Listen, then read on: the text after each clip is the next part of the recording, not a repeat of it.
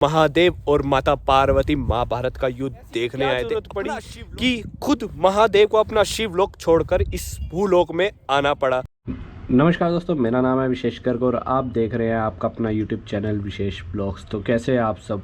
मैं आशा करता हूं आप हमेशा खुश और खुशहाली वाला जीवन ही व्यतीत करें और मैं महादेव से भी यही कामना करूंगा कि आपको हमेशा खुश और खुशहाली वाला जीवन ही प्रदान करे।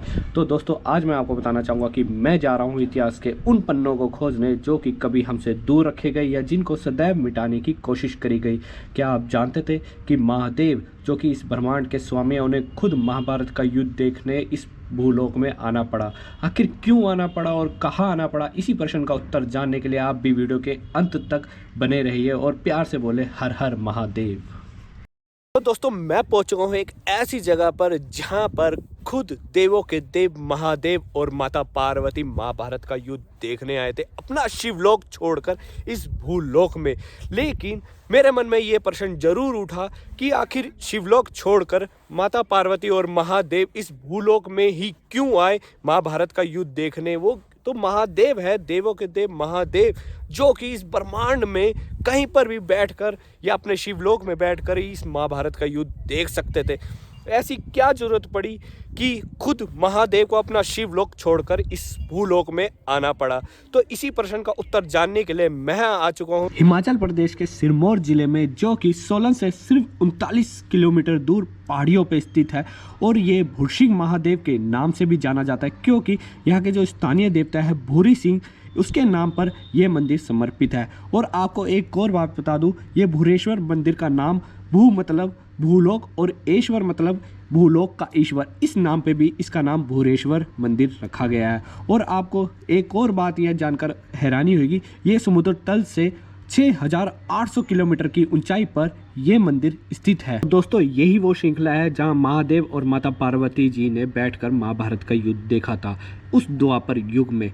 तो अब सबसे पहले मेरे मन में यही प्रश्न उठा कि महादेव को क्या आवश्यकता पड़ गई थी कि वो स्वयं अपना शिवलोक छोड़ के इस भूलोक में महाभारत का युद्ध देखने आए थे, जबकि वेद व्यास जी द्वारा संजय को दिव्य दृष्टि मिली थी कि वो महाभारत का युद्ध कहीं भी बैठकर आराम से देख सकते हैं। और महादेव तो ब्रह्मांड के स्वामी हैं, वो तो कहीं पर भी, चाहे शिवलोक हो चाहे भूलोक हो, कहीं पर भी बैठकर महाभारत का युद्ध देख सकते थे।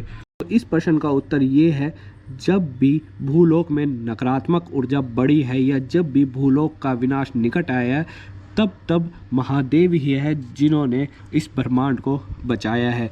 आपको याद होगा एक बार जब समुद्र मंथन हो रहा था, उसमें से हलाहल बाहर निकला था और वो पूरे विश्व में हाहाकार मचा रहा था, तब भी महादेव ही थे जो इस हलाहल को पीकर इस ब्रह्मांड की रक्षा करी थी।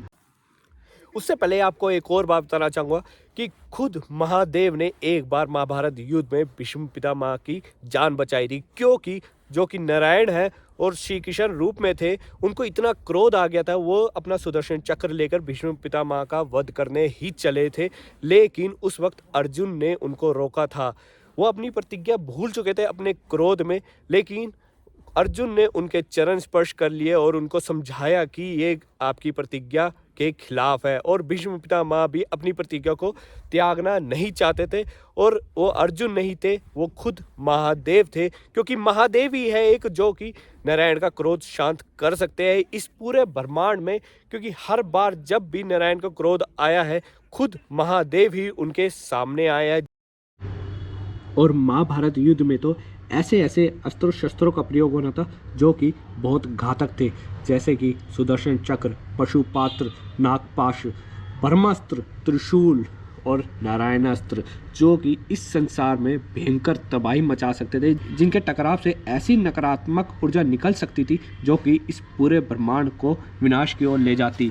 और हमारी भूदेवी इस नकारात्मक ऊर्जा को संभाल ना पाती और भूदेवी का सारा पर्यावरण संकट में आ जाता। इस भूलोक में सबका जीवन काल समाप्ति की ओर बढ़ जाता। महाभारत के युद्ध में इन अस्त्रों के प्रयोग से सभी देवतागण और ऋषियों को ज्ञात था कि महाभारत का युद्ध खत्म होने के बाद इस भूलोक में इन अस्त्रों के प्रयोग से क्या नकारात्मक ऊर्जा निकलेगी और किस तरह इस भूलोक में जीवन का अंत हो जाएगा। और महादेव ही है जो इस नकारात्मक ऊर्जा को ग्रहण कर सकते हैं और इस भूलोक को बचा सकते हैं। तो तभी सारे देवतागण और ऋषिगण माता पार्वती पार्वती से अनुरोध करते हैं कि वो इस भूलोक में महादेव के साथ और भारहीन होकर आए, क्योंकि महादेव के मात्र चरण स्पर्श से भूदेवी रसातल में चले जाएगी और महादेव का भार ये पृथ्वी उठा नहीं पाएगी। इसलिए माता पार्वती शिव जी से अनुरोध करती है कि वो भूलोक में महाभारत का युद्ध देखने जाएं, तो नर नारी के रूप में, ताकि महादेव के भार से भूलोक को कोई नुकसान ना हो। तो दोस्तों यहाँ से है कुरुक्षेत्र की दूरी 155 किलोमीटर दूर,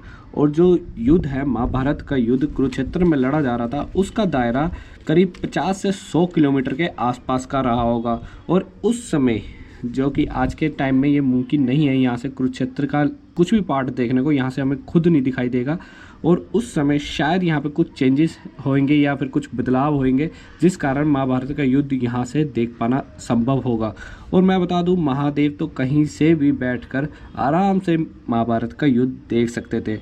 और आपको एक और बात बता देता हूँ, जब महाभारत का युद्ध खत्म हुआ तो महादेव के चरणों ने इस भूलोक में फैली सारी जितनी भी नकारात्मक ऊर्जा थी, जो कि अस्त्रों शस्त्रों से टकराने से निकली थी, वो महादेव के चरणों ने सारी ग्रहण कर ली। और सभी देवगण इस शिला पर आकर खूब नाचने लगे, खुशियाँ मनाने लगे, क्योंकि भूदेवी उस नकारात्मक ऊर्जा से बच गई। और मैं आपको बता देता हूँ कि अगर आप यहाँ पर आना चाहते हैं तो ग्यास पर्व के उत्सव पे ही आए, क्योंकि वो दिवाली के आसपास होता है और काफ़ी भक्तजन यहाँ पर महादेव के दर्शन करने आते हैं। और जो मैंने आपको शिला दिखाई है, उस शिला पर खुद देवतागण खुशी के मारे यहाँ पर झूमते हैं, नाचते हैं और भक्तजन उन पर सिक्के और तेल चढ़ाते हैं। ऐसा माना जाता है कि यहाँ पर तेल चढ़ाने से खुद देवतागण बहुत खुश होते हैं और आशीर्वाद देते हैं। आप शिवलिंग देख रहे हैं, ये आपको मैं बता दूं, जब सभी देवगण बहुत खुश थे तो इस शिवलिंग को यहाँ पर देवगण ने स्थापित किया था।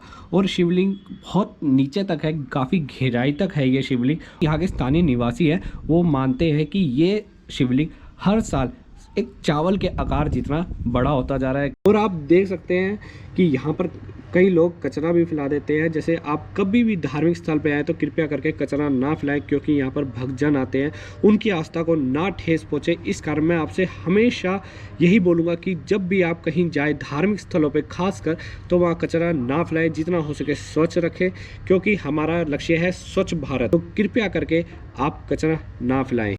तो दोस्तों, एक मान्यता और है यहाँ पर, जो कि यहाँ के स्थानीय लोगों में काफ़ी प्रसिद्ध है और मुझे भी लगा ये बात आपको ज़रूर पता होनी चाहिए, क्योंकि जब आप यहाँ आए तो यहाँ का इतिहास आपको भली भांति ज्ञात हो। तो दोस्तों, आपको बता दूँ, यहाँ के पास गांव टिकरी में 2 भाई बहन रहा करते थे। उनकी माँ का देहांत बहुत जल्दी हो गया था। जब वो दोनों भाई बहन काफ़ी छोटी उम्र के थे, तब उनके पिता ने उनके लिए सौतेली माँ लिया है। जब सौतेली माँ आई तो उसका रवैया उन दोनों भाई बहन के प्रति काफ़ी ख़राब था, और ये सब देखकर दोनों भाई बहन बिल्कुल खुश नहीं थे। वो अक्सर इस मंदिर में आया करते थे खेलने, और एक दिन जाने अनजाने में, जैसे कि आपने देखा होगा कि बच्चे जाने अनजाने में खेल कूद में क्या क्या नहीं कर देते, तो उन्होंने भी जाने अनजाने में यहाँ पे जो शिवलिंग मैंने आपको दिखाया है उसकी काफ़ी बार परिक्रमा कर दी।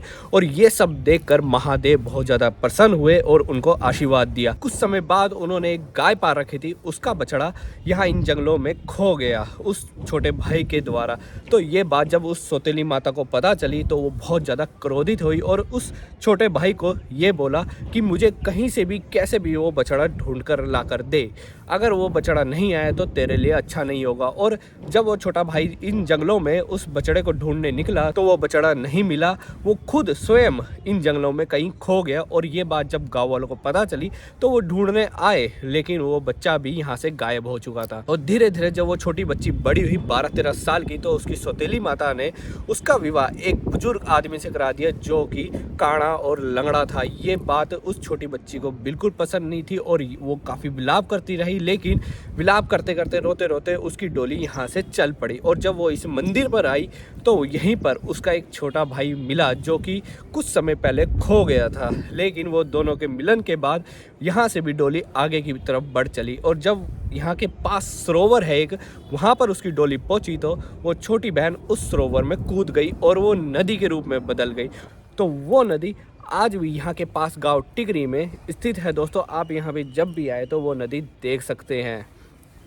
दोस्तों आपको ये वीडियो कैसी लगी? अगर पसंद आई तो लाइक कीजिए, शेयर कीजिए और अगर बहुत ज़्यादा पसंद आई तो आप मेरे इस QR कोड पर फाइनेंशियली मदद भी कर सकते हैं ताकि मैं आपके लिए और वीडियोस बनाता रहूं। और मैं महादेव से भी यही कामना करूंगा कि उनकी कृपा आप पर सदैव बनी रहे। और प्यार से बोलो हर हर महादेव।